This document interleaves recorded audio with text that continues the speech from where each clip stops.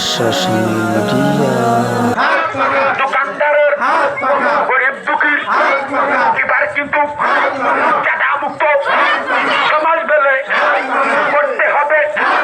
করতে বলে আরো জোরে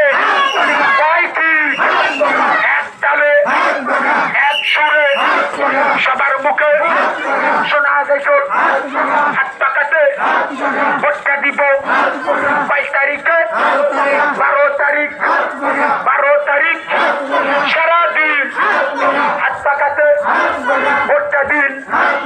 সবাই বলে এবার বেলে নারায়ণগঞ্জে আসলে চায়ের মালা হইয়া যাইব। কামরুল ভাই বলছে কি কই মার্কা বলে গরিব দুঃখী দোকানদারের নলা শ্রমিক ভাইয়ের নয় কি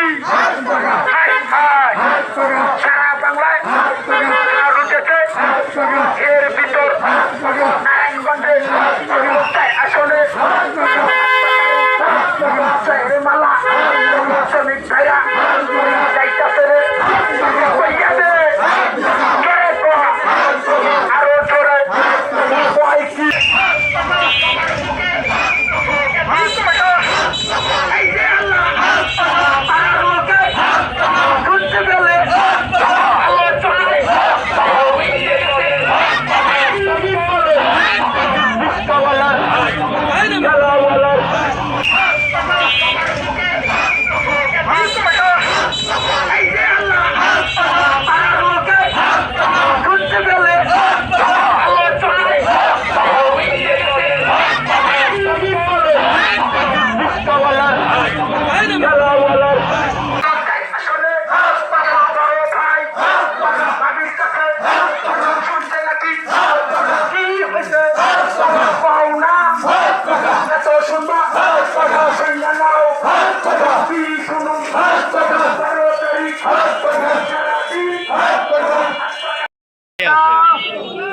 সময় খুব সংক্ষেপ। ইসলামী আন্দোলন বাংলাদেশ ইসলাম দেশ মানবতার কল্যাণে অত্যন্ত বৈরী হিসেবে বাংলাদেশে কাজ করে যাচ্ছে।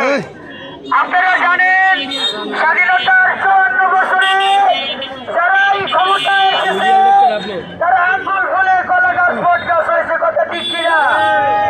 এই বাংলাদেশ থেকে বিশ্বের দরবারে 5 বার সোরের খুনি হিসেবে প্রমাণ করেছে।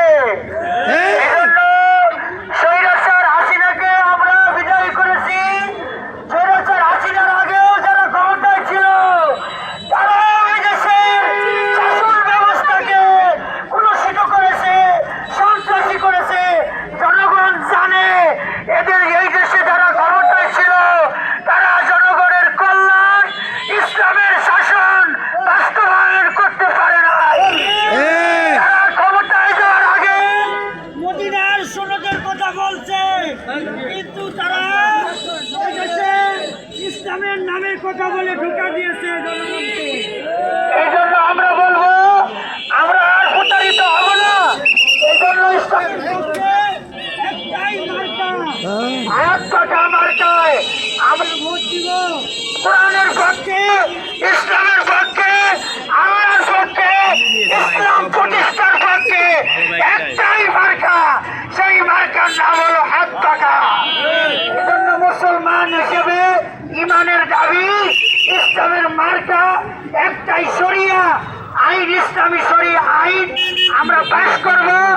আমরা সারা পৃথিবীর কাছে, সাংবাদিকের কাছেও বলছি, আমরা ইসলামের আইন প্রতিষ্ঠা করব। আমরা অন্য কোনো দলের মতো না।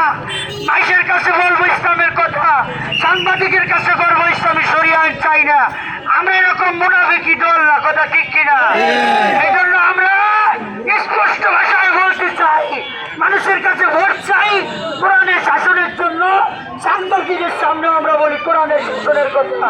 এজন্য আসুন আমরা সবাই ভোটের পক্ষে কাজ করি, শান্তি শৃঙ্খলাভাবে হাত পাকার পক্ষে ভোট চাই। আলহামদুলিল্লাহ।